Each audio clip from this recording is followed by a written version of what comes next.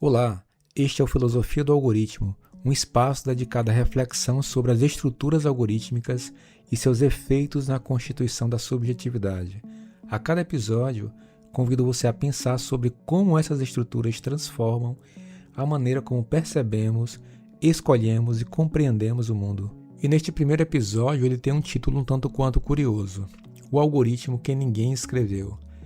Talvez você esteja pensando, como assim? Se existe um algoritmo, alguém deve tê-lo escrito. Pois é justamente sobre isso que vamos conversar. Agora pensa um pouco comigo. Quantas vezes você já ouviu alguém dizer, o algoritmo decidiu? Talvez um criador de conteúdo reclamando que o algoritmo do Instagram possa vir a ter escondido seu post, né? Ou alguém comentando, o algoritmo do banco negou o meu crédito, o algoritmo escolheu esse motorista, o algoritmo definiu esse preço, o algoritmo isso, o algoritmo aquilo. Então agora perceba que, ao falar sobre algoritmo, falam como se estivessem se referindo a uma pessoa, como se existisse em algum lugar uma decisão tomada, deliberada e assinada por alguém. Mas há uma pergunta que talvez nunca fazemos antes de repetir essa frase. Quando dizemos que o algoritmo decidiu, nós sabemos de fato o que é um algoritmo? Pois existe aí uma possibilidade assim desconfortável, tá? A possibilidade de estarmos usando a mesma palavra para designar duas coisas completamente diferentes. E se isso for verdade, talvez a confusão não esteja apenas no detalhe técnico. Talvez ela esteja no centro do problema. Antes de continuarmos, precisamos definir do que estamos falando. Quando a ciência da computação fala em algoritmo, ela não está usando a palavra de maneira vaga, em hipótese alguma. Desde os trabalhos de Turing, o algoritmo possui um significado bastante preciso. Temos uma definição clássica a respeito do que seria um algoritmo, que consideramos como sendo uma sequência finita de instruções claramente definidas que transformam uma entrada em uma saída. Mas aí o que isso significa? Significa que, para uma mesma entrada, ele vai produzir sempre a mesma saída. E com isso, seu comportamento pode ser descrito passo a passo, pode ser analisado, pode ser auditado. Existe uma lógica explícita que organiza cada uma das suas decisões, ou seja, um algoritmo possui uma estrutura que pode ser lida. Uma receita de bolo mal escrita, por exemplo, ainda é tecnicamente mais próxima de um algoritmo do que boa parte daquilo que hoje entendemos como sendo um algoritmo. Agora pense no sistema que organiza o seu feed. Recomenda um vídeo, aprova ou nega o crédito ou define o preço de uma corrida por aplicativo. Na maior parte das vezes, aquilo não é um algoritmo no sentido clássico. É um modelo estatístico, muitas vezes uma rede neural. E aqui está a diferença fundamental. Um modelo estatístico não foi escrito passo a passo. Ele foi treinado. Ninguém programou explicitamente uma regra dizendo: se acontecer X, faça Y. O que aconteceu foi outra coisa totalmente diferente. Esse sistema foi exposto a uma quantidade gigantesca de dados e durante o treinamento ajustou milhões, às vezes bilhões de parâmetros internos até apresentar um comportamento esperado. Isso muda completamente a natureza daquele que chamamos de decisão.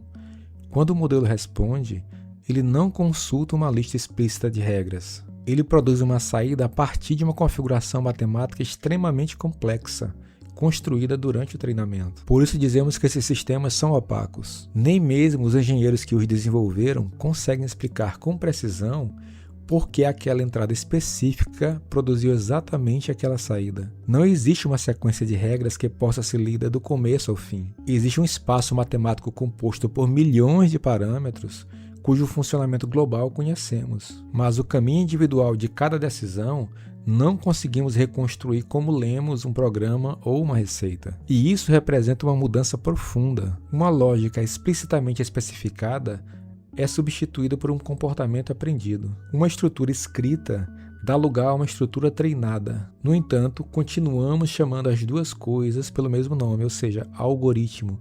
Talvez seja exatamente aí que começa a confusão. E é justamente aqui que a questão deixa de ser apenas técnica.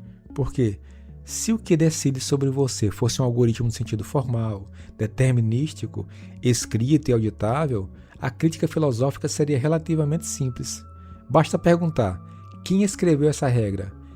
Com base em quais critérios? A quem ela serve? Seria um problema de autoria, de poder, de responsabilidade.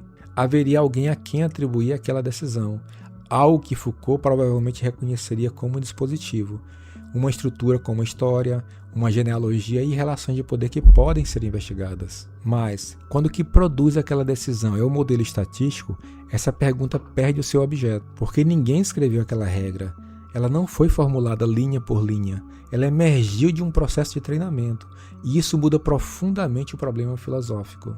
Não estamos mais diante de uma vontade oculta decidindo por nós. Se fosse assim, haveria um autor, um responsável, um adversário identificável. Estamos diante de uma regularidade estatística que não possui sujeito, intenção ou autoria, e que ainda assim produz efeitos concretos sobre aquilo que vemos, sobre aquilo que nos é oferecido e até sobre aquilo que passa a existir para nós como possibilidade. E é nesse ponto que a pergunta filosófica muda.